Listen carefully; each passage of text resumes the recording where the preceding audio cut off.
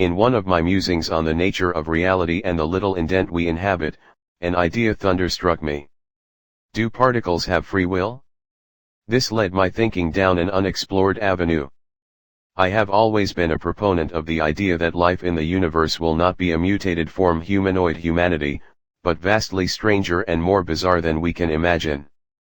What follows is the strangest so far. If you flip a coin 1,000,000 times and find you have almost exactly 50% heads, does it seem as though the coin has free will? Was there a hidden pattern in the distribution of heads and tails? On the other hand, there is a large chunk of physics missing from quantum mechanics. It's the bit that connects observations at the ordinary scale to observations at the submicroscopic scale. So if free will is hiding, there's a good place for it to hide. We simply don't really know what goes on to connect our ordinary observations to the world of the quantum. We can only begin to vaguely guess. Empirically, you can't prove particles don't have free will. According to quantum physics, much of their behavior is completely unpredictable, e.g. the exact moment when a radioactive atom will decay, and that is indistinguishable from free will. But can the concept of free will be extended in a manner unheard of ever before? Unfathomable life.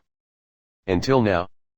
In the gut epoch, which started at about 1043 seconds after the Big Bang, the 11-dimensional strings, of which elementary particles are supposedly made, had enough readily available energy to form extremely long, extremely complicated knots that had enough degrees of freedom for complexity to arise, leading to the emergence of self-replicating patterns, aka life.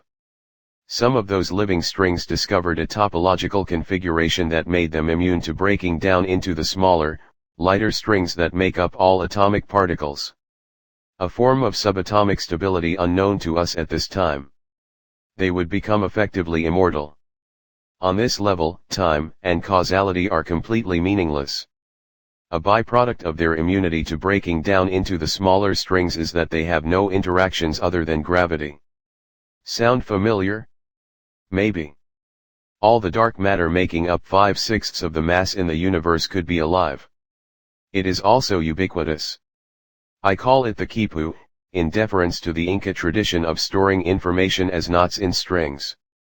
One quipu can't do much besides observe and think, but they would think extraordinarily fast, compared to us, and they can congregate in entangled groups to perform quantum computer-like calculations, so they could be excellent historians and advisors. If you want to get all spiritual, the quipu is a natural physics explanation for animism. So the question of whether such living, thinking superparticles have free will becomes considerably more than academic. This intelligence will and is not anything we have considered in the past. It fits many aspects of the paranormal. The collective unconscious finally has a semi-plausible-ish explanation.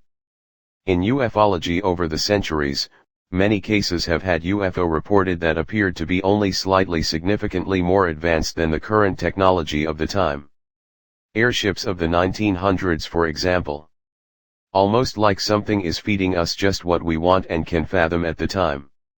This intelligence could be a coordinator, truant officer, and toll-taker for all life in the universe. We would hold no special position of meaning to it. Just one out of quintillions of life forms. No exaltation. Just our rightful place in the vast pantheon unconscious minds in the universe. I, of course, do not know if any of this is true or not. Just a line of thinking that I have not encountered before. I can visualize the strings and knots through the filters of my mind's eye. This whole idea will assuredly seem insane to some and fascinating to others. Both reactions are okay.